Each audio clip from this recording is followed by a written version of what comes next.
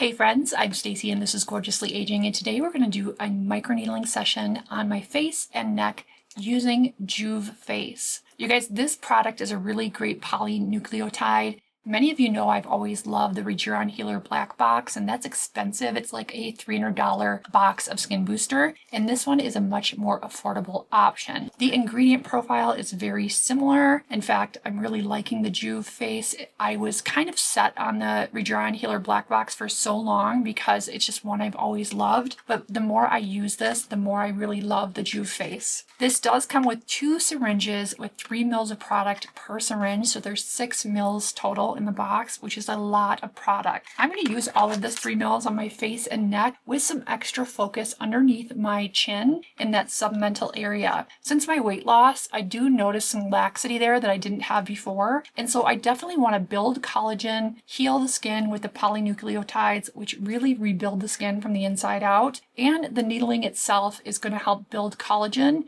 and structure in the skin. So this can be used for anybody that's looking to firm, improve skin texture, build more collagen, and just heal the skin on a cellular level. It is safe and easy to do and very effective, especially when done consistently. I like to do this every month. I'm a little bit behind on my treatment schedule. I haven't mentioned this, but my mom passed away a month ago on July 18th, and I had been in Wisconsin caring for her toward the end of her life. You know, I have been behind on some of my skincare treatments just because obviously losing a parent is a really tough time in your life. And just being with her at the end of her life was super important to me. So that's why I'm a little behind on my treatments. So as you can see by the white on my face, I have started with some topical lidocaine.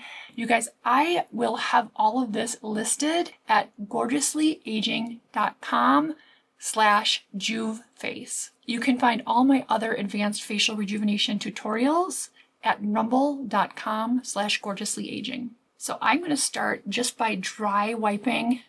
You can do this with a damp cloth too. The topical lidocaine off, and then I'm going to go over it with some alcohol to make sure the skin is sanitized. My skin was cleansed with some CeraVe SA cleanser. I like salicylic acid cleanser before treatments because it does a really good deep clean.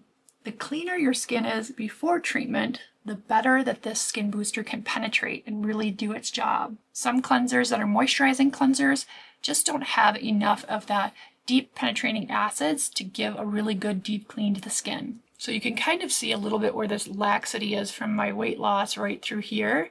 So I'm going to give a little extra focus to that area today. Now I'm going to go in with a gauze and some alcohol. This is a 70% isopropyl alcohol. And I'm just going to go over and make sure all that lidocaine is off and the skin is prepped and clean for the needling. I do have a bit of a cold sore here on my lips, so I'm going to cover my lips with a little bit of, this is the Kernel. It's kind of like Laneige, but it's from Amazon. I bit my lip eating something last week, and for me, that's like a surefire way to get a cold sore if I bite my lip. I've been prone to cold sores since I was really, really little. Like, I don't remember a time in my life that I didn't get them. So I always joke that some jerk with a cold sore kissed me when I was a baby because even as a toddler, I got cold sores. So I'm going to go ahead and sanitize my hands just with a hand sanitizer. Once that is worked in and dried, I'm going to put on some gloves. You want to make sure to put your phone out of reach so that you're not tempted to look at it while you're doing your treatment. You don't want to touch other surfaces while you're doing your treatment because you don't want to expose bacteria or cross-contaminate. So when you're focusing on your microneedling, kind of put all the distractions to the side. So I am using a Dr. Pen M8. This one is also from acecosm.com. Discount code Stacy10, and I'm using a 16-pin needle cartridge. In my last video, somebody asked me why I use the 16-pin as opposed to a larger or more robust needle cartridge. And that's because the larger ones, there's more surface tension. So with a 16-pin, you're eliminating some of that surface tension, and I just find that ideal for the face, neck, and chest. For those of you brand new, I am a 53, almost 54-year-old master and medical esthetician, passionate about all things aging beautifully from the inside out. I'm so passionate about skincare, about feeling good about ourselves as we age. Those of us who are through menopause know that this time in our lives can be challenging. Menopause generally will trigger a rapid onset of aging, and there's so many things that we can safely do at home that will help us feel more confident as we age. So attaching the cartridge, you just press it in and it locks in by twisting. So you push down and twist. This is just a protective covering for the needles. So right now I'm going to leave that on. And for the Juve face, I'm just going to pull that off. So I'm going to apply this by applying it to my gloves and putting it on the area that I'm going to needle. You can also apply it to gauze, but just know that when you apply it to gauze, sometimes the gauze sucks up some of that product. So if you really want this to go as far as you possibly can, put this on a gloved hand. So many people will scare you away from trying your own microneedling, and these are usually people who work in the field who say there's so many dangers to doing it. I'm a master medical esthetician. I own salons and spas my entire adult life. I'm here to tell you that that's kind of a strategy to keep people coming back, keep people coming to the salon, because if people really knew how easy and effective this is to do at home, nobody would pay that kind of money. I think it's unfortunate because it's really dishonest that it's so dangerous. It's really not dangerous at all. For anybody who's willing to take a little time to learn, this is a safe, effective treatment to do at home. So I'm going to take this cover off of my needle cartridge, and these are single-use disposable. Never use these more than once. Once they're used, you dispose of them in a sharps container.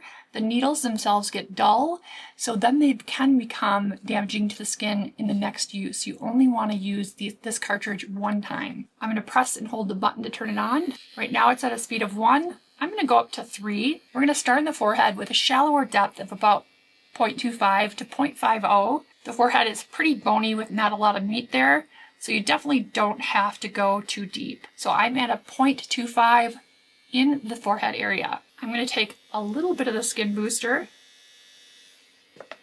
and go on this top quarter of my forehead. And you don't have to press hard. You let the needles do the work. Just gentle pressure. And I sometimes go back and forth horizontally and then go up and down vertically. The deeper you go, when I go down to my cheeks, we'll adjust the depth. The faster you want the needles to move.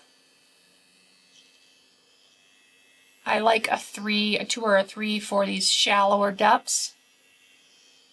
And then I like to adjust the speed to fast for those deeper depths. You can give a little more attention to the areas where you have enlarged pores, and for me that's between my brows. And I'm actually going to go a little deeper right here. I'm going to go up to 0.75, I think, between the brows. And I did have that topical lidocaine on for about 20 minutes. And that's a good time to set everything up. Make sure you're prepared for your microneedling. So again, we're not pressing hard, we're not snagging the skin. The needles are just kind of gliding.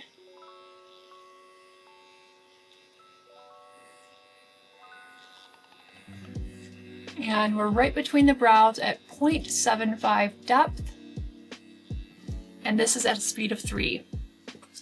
Now we're going to go back to the 0.25 for the other side of my forehead, and we're going to get a little bit more of the skin booster.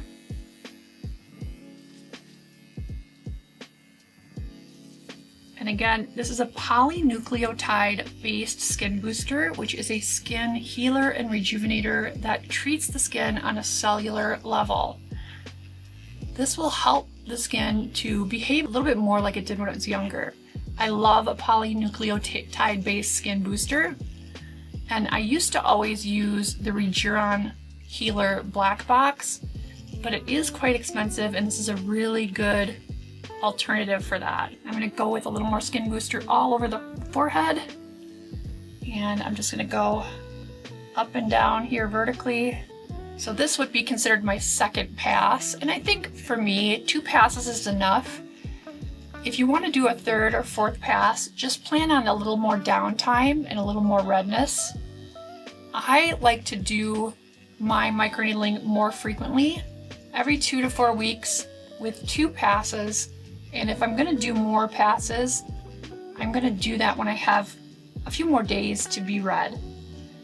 For me, this will heal up in a day or 2 as far as the redness, and it will be considerably better tomorrow. And I use some anti-redness topical SPF, and I'll list that down in the description below. It really helps with the redness as you're healing. Now don't be afraid to go over the eyebrows with a light pass. It can help stimulate eyebrow hair growth. And I'm going to go down on the upper part of the eyelids, not in the soft part, but just the upper part here. And I'm going to go back and forth, not pressing, just moving slowly. We're at a 0.25 still. You could go a little deeper here. You want to make sure you have the skin booster on the skin to provide slip. And also just to get all those benefits of the skin booster into the skin. Now we're going to go to the crow's feet and just a little more of that booster. I'm going to put some on the other side as well.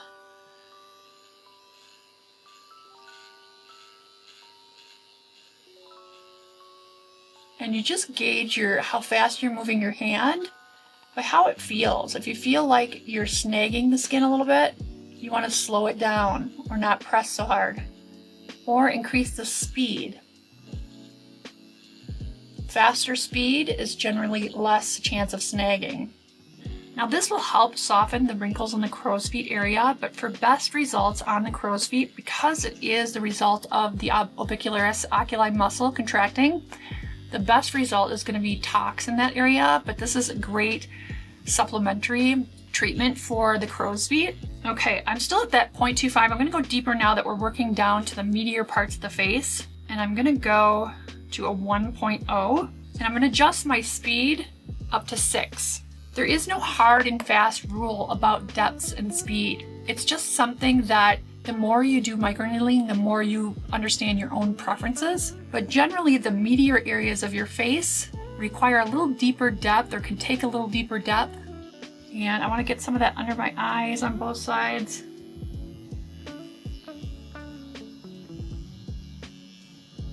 If you're sensitive under your eyes, you can take the depth back down. I'm going to do a 1.0 here.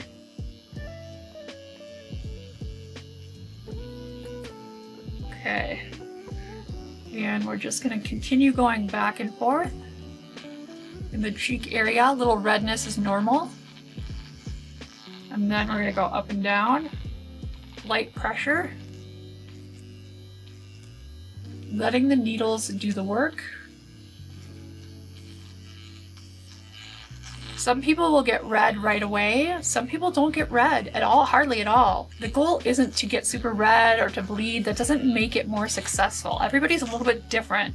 I used to bleed really easily with microneedling, and I don't take like ibuprofen or fish oils at all right now, and so some of the supplements that I take change that. So if you bleed, it's probably likely some of the supplements or medications that you take, and if you don't, it's because maybe you just don't take those types of supplements that encourage bleeding. Everybody's a little different naturally, but supplements make a difference as well. I do like to get into this nasolabial fold. I'm going to go over my cheeks. This part of my cheeks, I have a little bit more pores there, or the pores are more visible there. And we're going to just repeat that on the other side. So I'm going to speed through this part at the bottom part of my face until we get to the neck, and then I'll talk to you a little bit more about the neck.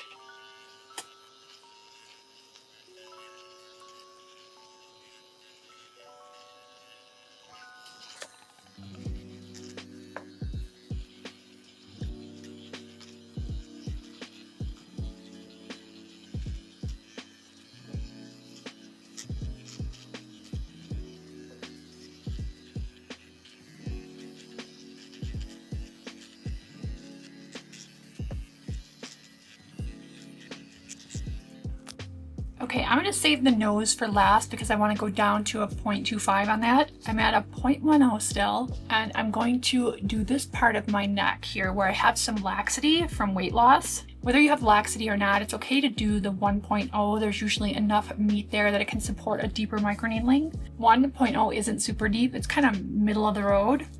But again, I'd rather do microneedling more regularly for better results and less downtime. You don't have to macerate your skin or turn it into hamburger to get good results. And I think sometimes people think the deeper you go, the better. As far as collagen synthesis, you're gonna get collagen synthesis with a 1.0 and with a 0.50. The 0.25 on the forehead is a little bit more of that cosmetic depth, where anything above 0.25 is more medical depth. But you definitely don't have to do super deep depth. If you're treating scars or acne scars, you might want to go deeper, like the 1.5 to 2.0. But again, you can get some really good results not going that deep and having less downtime. So I'm going to apply booster under my neck, and we're still at a 1.0 depth with a 6 speed. Again, not a lot of pressure from the hand, letting the needles do the work. I don't like to be completely numb, which is hard to achieve anyway with a topical lidocaine. I like to feel it to some degree so that I know if I'm snagging. So then I can slow the movement of my hand or up the speed of the pen. I'm going to add more booster.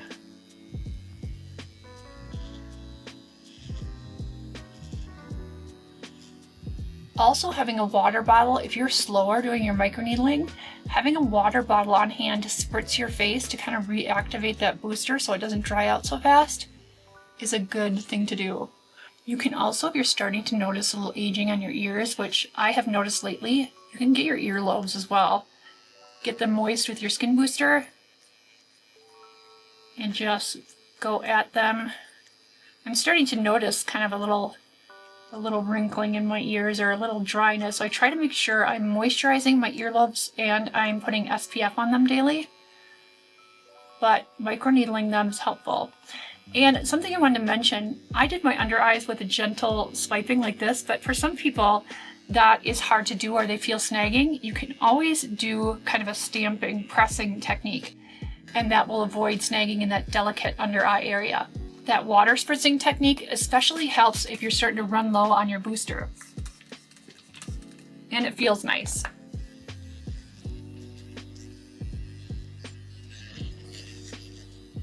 I'm going to back the depth down to a 0.25 for my nose. The nose is so bony and cartilagey that you do feel some more vibration. This is also a place where stamping sometimes works better than dragging. And I really like to focus more on the nostrils and the bulby part of the nose.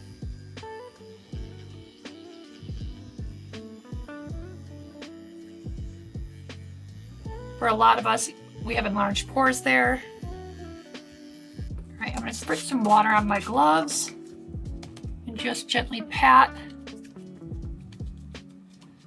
And then I'm going to finish this off with some Avene Cicaphate Plus. I don't have it right here. I actually got to figure out where it went. I was looking for it before I started the treatment and I can't find it. So I'm going to spend some time off camera looking for that. But I like to put that on once an hour for the first day. So until bedtime, I'll put Avene Cicaphate on once every hour or two. But I like to keep it really coated with that Avene Cicaphate Plus. It just helps the healing and the skin feels so much better with a nice coat of that on after microneedling.